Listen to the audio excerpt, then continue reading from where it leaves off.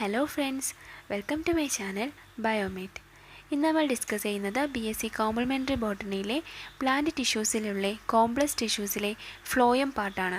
അതിൻ്റെ ഫസ്റ്റ് പാർട്ടായിട്ടുള്ള സൈലം നമ്മൾ ഓൾറെഡി ഡിസ്കസ് ചെയ്തു. ഞാൻ ഡിസ്ക്രിപ്ഷൻ ബോക്സിൽ ലിങ്ക് ഇട്ടേക്കാം. സോ എൻ്റെ വീഡിയോസ് നിങ്ങൾ ആദ്യമായിട്ട് കാണുന്നതെങ്കിൽ ചാനൽ സബ്സ്ക്രൈബ് ചെയ്യുക. വീഡിയോസ് ഇഷ്ടപ്പെടുവാണെങ്കിൽ ലൈക്ക് ചെയ്യുക, ഫ്രണ്ട്സിനൊക്കെ ഷെയർ ചെയ്യുക. എന്തെങ്കിലും ഡൗട്ട്സ് ഉണ്ടെങ്കിൽ കമൻറ്റ് ചെയ്യുക. ഞാൻ ഇടുന്ന വീഡിയോസിലെ നോട്ട്സ് നിങ്ങൾക്ക് ഹെൽപ്ഫുൾ ആണ് എന്ന് തോന്നുന്നുണ്ടെങ്കിൽ ആ നോട്ട്സ് നിങ്ങൾക്ക് ആവശ്യമുണ്ടെങ്കിൽ ഞാൻ ഈ പറയുന്ന മെയിലിലേക്ക് മെസ്സേജ് ചെയ്താൽ മതി. ആ നോട്ട്സ് ഞാൻ നിങ്ങൾക്ക് സെൻഡ് ചെയ്ത് തരാം. biomateonline@gmail.com എന്നതാണ് മെയിൽ. തെറ്റിപ്പോവാതെ, സ്പെല്ലിംഗ് തെറ്റിപ്പോവാതെ ഈ മെയിലിലേക്ക് എനിക്ക് ടെക്സ്റ്റ് ചെയ്താൽ മതി. സോ നമുക്ക് വീഡിയോയിലേക്ക് പോകാം. Complex tissue phloem. First is introduction, that is what is phloem. എന്താണ് ഒരു ഫ്ലോയം എന്നുള്ള ഇൻട്രൊഡക്ഷൻ പാർട്ടായിട്ട് നമുക്ക് നോക്കാം. It is a chief food conducting tissue of vascular plants. Translocation of the synthesized organic food from the centers of the production to the region of the utilization. So, chief conducting tissue, vascular plantsലേക്കുള്ള chief food conducting tissue ആണ് phloem എന്ന് പറയുന്നത്. So food prepare ചെയ്തിട്ട് അല്ലെങ്കിൽ synthesise ചെയ്തേക്കുന്ന organic ഫുഡിനെ എവിടെയൊക്കെയാണോ നമുക്ക് വേണ്ടത് അവിടെയെല്ലാം പ്ലാന്റ്സിൽ എത്തിച്ചു കൊടുക്കുന്നതാണ് ഫ്ലോയം എന്ന് പറയുന്നത്. സോ ഫ്ലോയത്തിൻ്റെ എന്ന് പറയുന്നത് ബൈ ഡയറക്ഷണൽ അല്ലെങ്കിൽ മൾട്ടി ഡയറക്ഷണലായിട്ടുള്ള മൂവ്മെൻ്റ് ആണ്.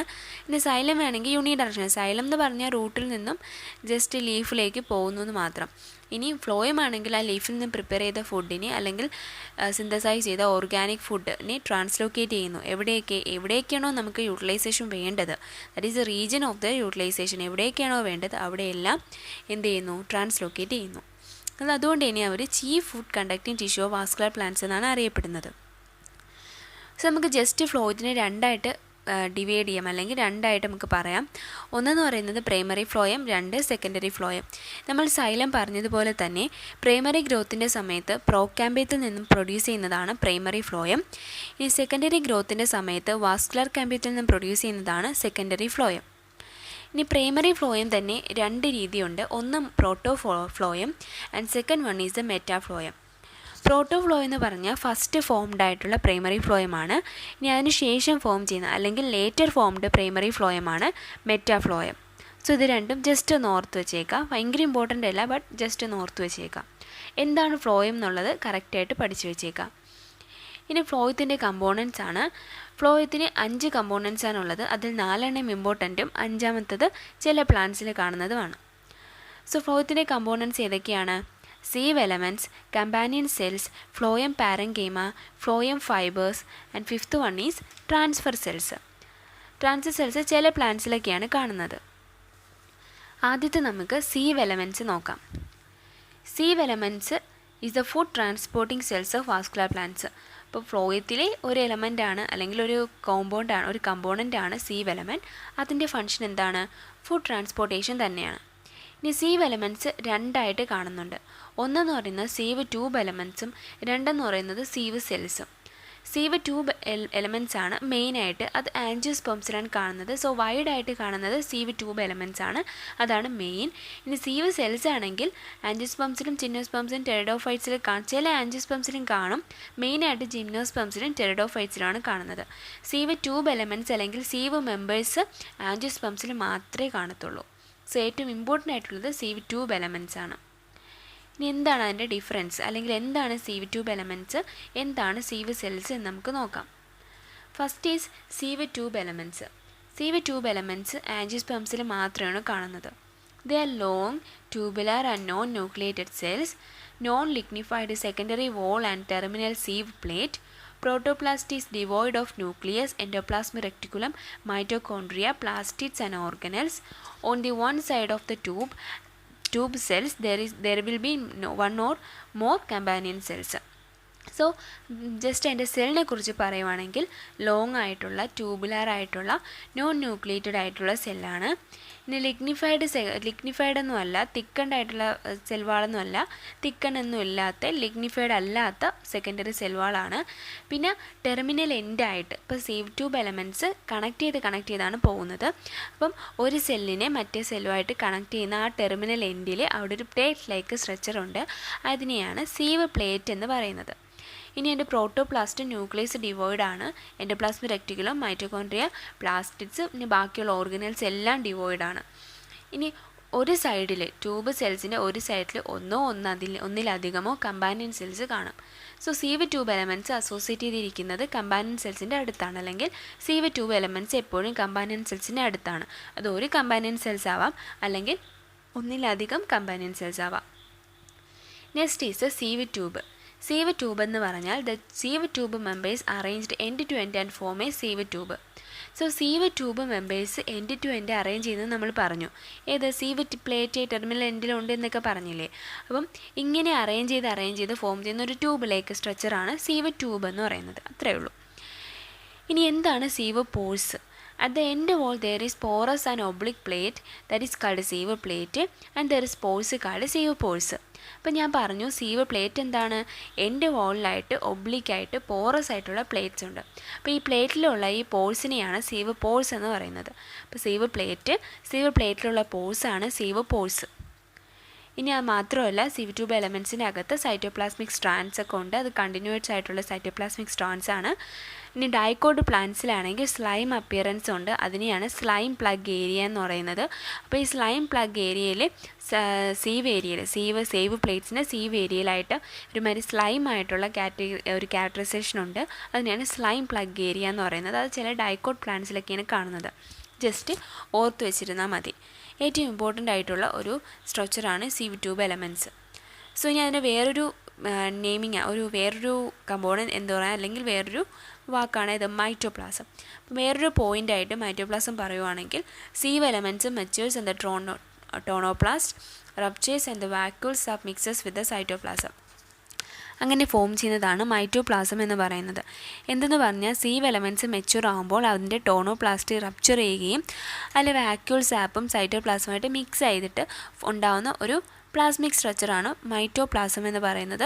ജസ്റ്റ് നോക്കി വെച്ചിരുന്നാൽ മാത്രം മതി, വളരെ ഇമ്പോർട്ടൻ്റ് ഒന്നും അല്ല. ഇനി വേറൊരെണ്ണമാണ് ടൈലോസോയിഡ്സ്. നമ്മൾ സൈലത്തിൽ ടൈലോസസ് ഉള്ളതുപോലെ ഫ്ലോയത്തിലുള്ള ടൈലോസോയിഡ്സും അതുപോലെ തന്നെയാണ്. നോൺ ഫങ്ഷനിങ് ഏരിയാസിൽ കാണപ്പെടുന്ന ഒരു ബലൂൺ ലൈക്ക് സ്ട്രക്ചറാണ്. അത് പാരൻകൈമ സെൽസിൽ നിന്ന് ഗ്രോട്ട് ചെയ്ത് വരുന്ന ഒരു ബലൂൺ ലൈക്ക് സ്ട്രക്ചറാണ് ഏതെന്ന് പറയുന്നത്, ടൈലോസോയിഡ്സ് എന്ന് പറയുന്നത്.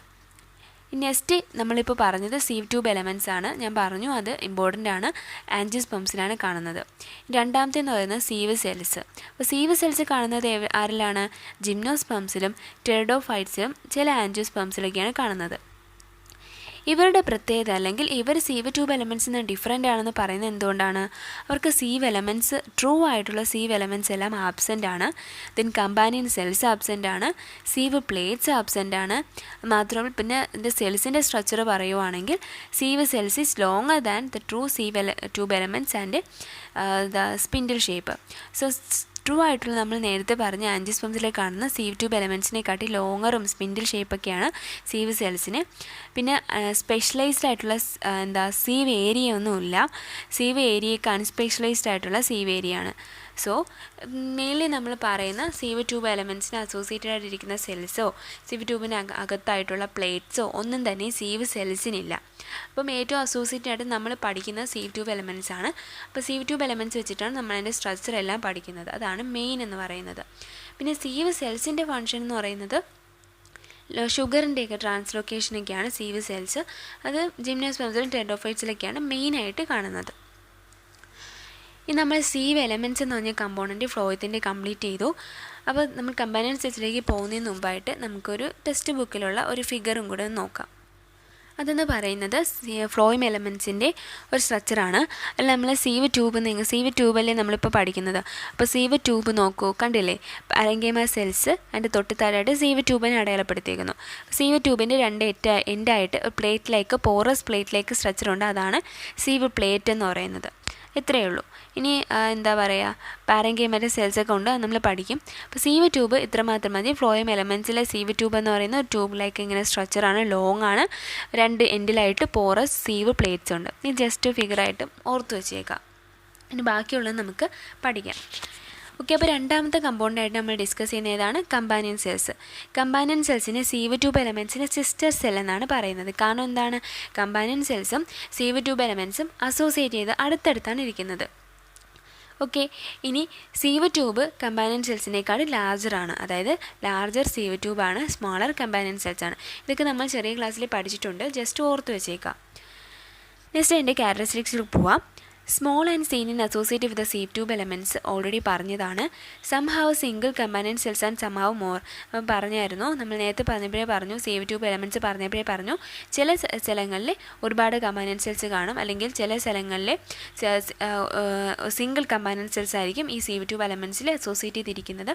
ചില സ്ഥലങ്ങളിലാണെങ്കിൽ ഒരുപാട് കമ്പാനിയൻ സെൽസ് അസോസിയേറ്റ് ചെയ്തിരിപ്പുണ്ട്.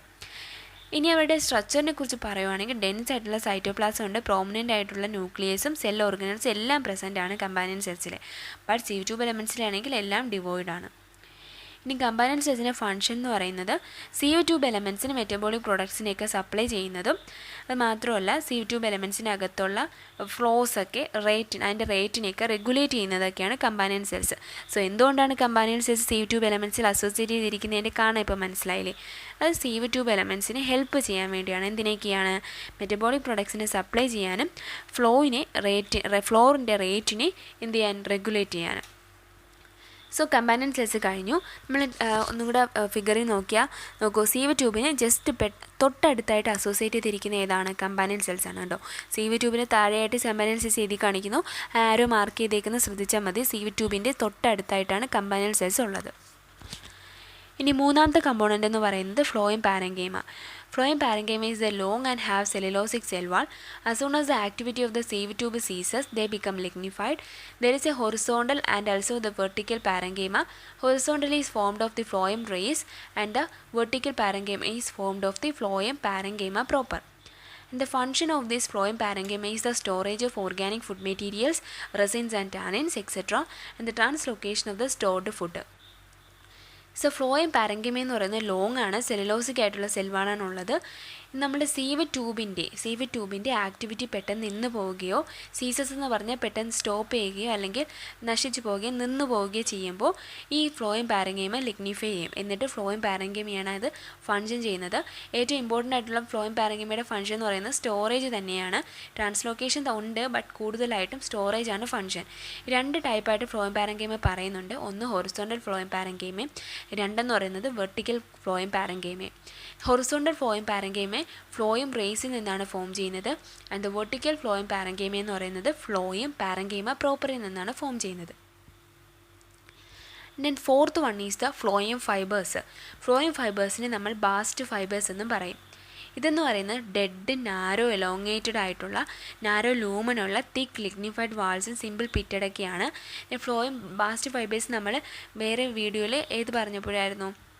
ടിഷ്യൂ സിസ്റ്റത്തിൽ നമ്മൾ പറഞ്ഞപ്പോൾ നമ്മൾ ബാസ്റ്റ് ഫൈബേഴ്സ് ഡിസ്കസ് ചെയ്തായിരുന്നു. സോ ബാസ്റ്റ് ഫൈബേഴ്സ് അല്ലെങ്കിൽ ഫ്ലോയം ഫൈബേഴ്സ് എന്ന് പറയുന്നത് ഡെഡ് സെൽസ് ആണ്. ഡെഡ് സെൽസ് ആയതുകൊണ്ട് തന്നെ തിക്ക് ലിഗ്നിഫൈഡ് വാളാണെന്ന് ഓർത്ത് വെച്ചിരുന്നാൽ മതി. പിന്നെ തിക്ക് ലിഗ്നിഫൈഡ് വാളിൽ സിമ്പിളായിട്ടുള്ള പിറ്റ്സും പ്രസൻ്റ് ആണ്. ഇനി പ്രൈമറി ഫ്ലോയത്തിലൊക്കെ ഇത് ആബ്സെൻ്റ് ആണ്, സെക്കൻഡറി ഫ്ലോയത്തിലാണ് പ്രസൻ്റ് ആയിട്ടുള്ള. സോ സെക്കൻഡറി ഫ്ലോയത്തിൽ പ്രസൻ്റ് ആയിട്ടുള്ള ഡെഡ് ആയിട്ടുള്ള നാരോ ആയിട്ടുള്ള എലോങ്ങേറ്റഡ് ആയിട്ടുള്ള നാരോ ലൂമനൊക്കെയുള്ള തിക്ക് ലിഗ്നിഫൈഡ് വോൾസ് ഉള്ള ഈ വോൾസിൽ സിമ്പിൾ പിറ്റ്സ് ഒക്കെയുള്ള ഒരു സ്ട്രക്ചറാണ് ഫ്ലോയം ഫൈബേഴ്സ് എന്ന് പറയുന്നത്. ജസ്റ്റ് ഓർത്തിരിക്കുക. ആൻഡ് എൻ്റെ ഫങ്ഷൻ എന്ന് പറയുന്നത് ഡെഡാണ്, തിക്ക് ലിഗ്നിഫൈഡ് ഉള്ള വാളാണ് എന്നൊക്കെ പറയുമ്പോഴേ ഫസ്റ്റ് ഫങ്ഷൻ എന്താണ്? അതെ, മെക്കാനിക്കൽ സപ്പോർട്ടാണ്. സോ മെക്കാനിക്കൽ സപ്പോർട്ടാണ് ഫ്ലോയം ഫൈബറിൻ്റെ first function. And some are used for making threads, ropes etcetera. ഏതാണ്? നമ്മുടെ ഈ ജൂട്ട് ഫൈബേഴ്സ്, അതൊക്കെ ഫ്ലോയം ഫൈബർ അല്ലെങ്കിൽ ബാസ്റ്റ് ഫൈബറാണ്. ഇതൊക്കെ എന്തിനു വേണ്ടിയാണ്? റോപ്പൊക്കെ ഉണ്ടാക്കാനായിട്ട്, പിന്നെ ചിലത് ത്രെഡ്സ് മേക്ക് ചെയ്യാനായിട്ട്. അങ്ങനെ ഒരുപാട് ഫങ്ഷൻസ് ഉണ്ട് ഏതിന്? ഫ്ലോയം ഫൈബേഴ്സ് അല്ലെങ്കിൽ ബാസ്റ്റ് ഫൈബേഴ്സിന്. And the fifth and the rare one is the transfer cells. Transfer cells ചില പ്ലാന്റ്സിൽ മാത്രമേ അസോസിയേറ്റഡ് ആയിട്ടുള്ളൂ. ലൈക്ക് ചില ലെഗുമിനസ് പ്ലാന്റ്സിൻ്റെ ലീഫ് വെയിൻസിലും പിന്നെ എന്താ പറയുക നെക്ടറീസിലും സാൾട്ട് ഗ്ലാൻസിലും, ചില ഫ്ലവേഴ്സിൻ്റെ നെക്ടറീസ് പ്ലാന്റ്സിൻ്റെ സാൾട്ട് ഗ്ലാൻസിലൊക്കെയാണ് ഈ ട്രാൻസ്ഫർ സെൽസ് ഇരിക്കുന്നത്. ഇത് എന്തിനെന്ന് പറഞ്ഞാൽ it is for the collection and short distance transport metabolism. മെറ്റബോളിസത്തിൻ്റെ കളക്ഷന് വേണ്ടിയും ചില ഷോർട്ട് ഡിസ്റ്റൻസ് ട്രാൻസ്പോർട്ടിനൊക്കെ വേണ്ടി ചില പ്ലാന്റ്സിലും ചില ഏരിയാസിലേക്ക് അസോസിയേറ്റഡ് ആയിട്ടുള്ള ഒരു ഫ്ലോയിങ് കമ്പോണൻ്റ് ആണ് ട്രാൻസ്ഫർ സെൽസ് എന്ന് പറയുന്നത്. സോ നമ്മൾ ഒരുപാട് കമ്പോണൻസ് ഫ്ലോയത്തിൻ്റെ നോക്കി. ഇനി നമ്മൾ ആ ഫിഗർ നോക്കിയാൽ ജസ്റ്റ് ഒന്നും കൂടെ നോക്കൂ. സീവ് ട്യൂബ് ഉണ്ട്, സീവ് ട്യൂബിൻ്റെ രണ്ട് എൻഡിലായിട്ട് പ്ലേറ്റ്സ് ഉണ്ട്. ദെൻ സീവ് ട്യൂബ് ലോങ് ആണ്, അതൊക്കെ നമ്മൾ പഠിച്ചു. സീവ് ട്യൂബിന് ജസ്റ്റ് അസോസിയേറ്റഡ് ആയിട്ട് കമ്പാനൻ സെൽസ് ഉണ്ട്. കമ്പാനൻ സെൽസിൽ ന്യൂക്ലിയസും ഓർഗനൽസും എല്ലാം പ്രസൻ്റ് ആണ്. പിന്നെ ഉള്ളത് എന്താണ്? പാരങ്കൈമ സെൽസ് ഉണ്ട്. പിന്നെ പ്രോട്ടോപ്ലാസ്മിക് സ്ട്രാൻഡ്സ് ഉണ്ടെന്ന് പറഞ്ഞു. ദെൻ ഫ്ലോയം ഫൈബർ നമ്മൾ അല്ലാത്തുള്ള TSലാണ് കാണിച്ചേക്കുന്നത്. പിന്നെ ഇമ്പോർട്ടൻ്റ് ആയിട്ട് ഫ്ലോയം ഫൈബേഴ്സ് എന്ന് ഇടയിൽപ്പെടുത്തേണ്ട ആവശ്യമില്ല. പിന്നെ ഉള്ളത് ട്രാൻസ്ഫർ സെൽസും ചില പ്ലാന്റ്സിൽ മാത്രമായിട്ടാണ് കാണുന്നത്. ഏറ്റവും ഇമ്പോർട്ടൻ്റ് ആയിട്ടുള്ളത് ഏതൊക്കെയാണ്? Phloem parenchyma, sieve tube elements, companion cells. Okay, നമ്മൾ ഇതെല്ലാം കമ്പോണൻസ് എല്ലാം പറഞ്ഞത് വെച്ചിട്ട് നമുക്ക് അതിൻ്റെ ഫങ്ഷൻസ് ഓൾറെഡി നമുക്ക് പറയാവുന്നതേ ഉള്ളൂ. എന്താണ്? മെക്കാനിക്കൽ സപ്പോർട്ടുണ്ട്, ഇലാസ്റ്റിസിറ്റി, പ്രൊവൈഡ് മെക്കാനിക്കൽ സപ്പോർട്ടാണ്, ഇലാസ്റ്റിസിറ്റി ഉണ്ട്. പിന്നെ ഓർഗാനിക് ന്യൂട്രിയൻസിൻ്റെയൊക്കെ ട്രാൻസ്ലൊക്കേഷൻ, മെറ്റബോളിക് ആയിട്ടുള്ള ഓർഗാനിക് കോമ്പൗണ്ട്സിൻ്റെയൊക്കെ എന്താണ്? ട്രാൻസ്ലൊക്കേഷൻ. പിന്നെ സ്റ്റോറേജ് ഉണ്ട്. സ്റ്റോറേജ് ആരിലാണ് കാണുന്നത്? ഫ്ലോയം പാരങ്കൈമയിലാണ് കാണുന്നത്. സോ ഓർഗാനിക് ആയിട്ടുള്ള ഫുഡ് മെറ്റീരിയൽസിൻ്റെ സ്റ്റോറേജ് കാണുന്നത് ഫ്ലോയം പാരങ്കൈമയിലും. മെക്കാനിക്കൽ സപ്പോർട്ട് ഏതാണ്? ഫ്ലോയം ഫൈബേഴ്സാണ് കൊടുക്കുന്നത്. ദെൻ ട്രാൻസ്ലൊക്കേഷൻ ബാക്കിയുള്ള കമ്പോണൻസും കൊടുക്കുന്നുണ്ട്. സോ ഇതാണ് സിംപ്ലി ഫങ്ഷൻസ് ഓഫ് ഫ്ലോയം എന്ന് പറയുന്നത്. സോ നമ്മൾ കോംപ്ലക്സ് ടിഷ്യൂസ് ഡിസ്കസ് ചെയ്തു. നമ്മൾ സിമ്പിൾ ടിഷ്യൂസും നല്ല ഡിസ്കസ് ചെയ്തായിരുന്നു. പാരങ്കൈമ, കോളങ്കൈമ, സ്ക്ലെറങ്കൈമയൊക്കെ ഡിസ്കസ് ചെയ്തു. ദെൻ കോംപ്ലക്സ് ടിഷ്യൂസിലെ സൈലം ആൻഡ് ഫ്ലോയം ഡിസ്കസ് ചെയ്ത് കഴിഞ്ഞു. ഇനി പിന്നെ ബാക്കിയുള്ളത് സെക്രട്ടറി ഗ്ലാൻഡ്സ് ആണ്. അത് സിമ്പിളാണ്, നിങ്ങൾക്ക് നോക്കാം വേറെ വീഡിയോ ചെയ്യാനായിട്ട്. സോ ഇത്രയാണ് നമ്മൾ കോംപ്ലക്സ് ടിഷ്യൂസ് നല്ല രീതിയിൽ നമുക്ക് നോക്കാം. ബട്ട് ഈ ഫ്ലോയം കോംപ്ലക്സ് ടിഷ്യൂസ് ഒരു essay ആയിട്ടൊക്കെയാണ് മെയിനായിട്ട് ചോദിക്കുന്നത്. അപ്പം ഇത്ര തന്നെ ഈ നോട്ട്സ് നല്ല മാർക്കിന് 15 മാർക്സിന് ചോദിക്കുകയാണെങ്കിൽ നോട്ട്സ് എഴുതണം. ഇനി കുറച്ചും കൂടെയൊക്കെ ചുരുക്കി വേണമെങ്കിൽ നിങ്ങൾക്ക് എഴുതാം. സോ ഇത്ര എന്തായാലും പഠിക്കാതെ പോകരുത്. ഇത് ഏറ്റവും ഇമ്പോർട്ടൻ്റ് ആയിട്ടുള്ള എല്ലാ പോയിൻറ്റ്സും ഇൻക്ലൂഡഡ് ആണ്. ടെക്സ്റ്റ് ബുക്ക് നല്ല വൈഡായിട്ടാണ് കൊടുത്തേക്കുന്നത്. നമുക്കിത് ഈസി ആയിട്ട്, പ്രത്യേകിച്ച് കോംപ്ലിമെൻ്ററി സ്റ്റുഡൻസിനൊക്കെ ഈസി ആയിട്ട് നമുക്ക് പഠിക്കാൻ പറ്റുന്ന ഒരു സിമ്പിളായിട്ടുള്ള നോട്ടാണ്. സോ നേരത്തെ പറഞ്ഞതുപോലെ നിങ്ങൾക്ക് നോട്ട്സ് ആവശ്യമുണ്ടെങ്കിൽ എനിക്ക് മെയിൽ ചെയ്താൽ മതി. biomateonline@gmail.com എന്നതാണ് മെയിൽ. വീണ്ടും പറയുന്നു. ആൻഡ് എല്ലാവരും നല്ലപോലെ പഠിക്കുക. Stay safe and stay home. എല്ലാവരും വീട്ടിൽ തന്നെ ഇരിക്കുക, നല്ലപോലെ പഠിക്കുക. ഓക്കെ, എൻ്റെ വീഡിയോസ് നിങ്ങൾക്ക് ഇഷ്ടപ്പെടുവാണെങ്കിൽ ലൈക്ക് ചെയ്യുക, ഫ്രണ്ട്സിനൊക്കെ ഷെയർ ചെയ്യുക. ദെൻ എൻ്റെ ചാനൽ ആദ്യമായിട്ട് കാണുകയാണെങ്കിൽ സബ്സ്ക്രൈബ് ചെയ്യുക. നിങ്ങൾക്ക് അടുത്ത വീഡിയോസിൽ കാണാം. Thank you so much and see you soon.